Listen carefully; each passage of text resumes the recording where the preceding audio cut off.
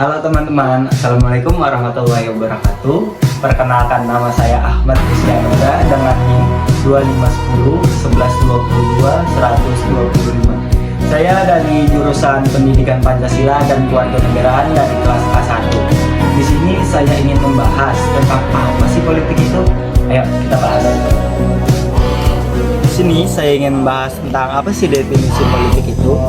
Politik pada dasarnya merupakan suatu fenomena yang selalu berkaitan dengan manusia yang hidupnya selalu bermasyarakat. Pada kodratnya, manusia itu adalah makhluk sosial yang selalu hidup dinamis dan berkembang. Lalu apa sih definisi politik itu? Menurut KBBI, politik merupakan pengetahuan mengenai ketatanegaraan atau kenegaraan, seperti tentang sistem pemerintah. Banyak sekali pengertian politik menurut para ahli. Di sini saya ingin memberitahu 3 pengertian menurut para ahli. Yang pertama, menurut Andrew Hewitt, politik adalah kegiatan yang dilakukan suatu bangsa untuk membuat, mempertahankan, dan mengubah peraturan umum yang mengatur kehidupan bersama, melibatkan konflik dan kerjasama, yang artinya tidak dapat terlepas dari gejala konflik dan kerjasama. Yang kedua, menurut Miriam Budiarjo, politik adalah segala kegiatan dalam sistem politik yang menyangkut proses penentuan tujuan sistem itu dan pelaksanaan tujuan tersebut melalui kebijakan publik. Dan yang ketiga, menurut Ramlan Surbakti, politik adalah proses komunikasi antara pemerintah dan masyarakat untuk mencapai kebaikan bersama melalui pembuatan dan pelaksanaan keputusan. Lalu bagaimana sih sistem politik di Indonesia? Sistem politik Indonesia adalah sistem presidensial yang didasarkan pada demokrasi, perwakilan, dan Pancasila. Presiden adalah kepala negara sekaligus kepala pemerintahan.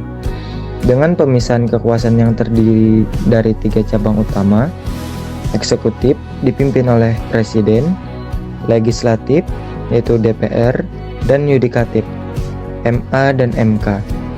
Indonesia juga menganut sistem multipartai dan otonomi daerah di tingkat provinsi, kabupaten, atau kota. Ada 3 komponen utama dalam sistem politik di Indonesia. Di antaranya yaitu bentuk negara dan pemerintahan. Indonesia adalah negara kesatuan berbentuk republik dengan sistem pemerintahan presidensial. Sistem presidensial.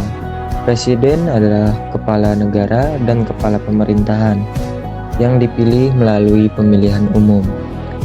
Presiden juga memiliki kekuasaan untuk membentuk kabinet. Selanjutnya, pemisahan kekuasaan. Yang pertama, eksekutif.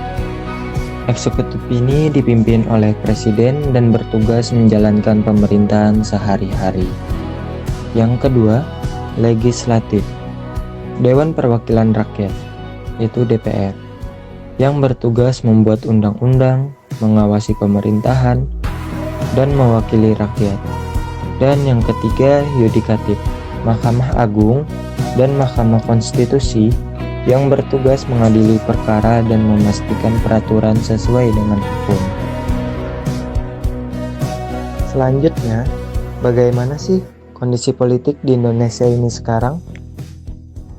Kondisi sistem politik dewasa ini mengkhawatirkan, terutama ketika dimanfaatkan oleh sebagian oknum atau pelaku dalam pemerintahan yang memegang kendali pemerintahan di beberapa lini, hanya untuk kepentingan pribadi atau kelompok tertentu, seperti partai politik yang berkuasa, sehingga sistem politik kemungkinan akan selalu berubah bergantung pada partai yang berkuasa.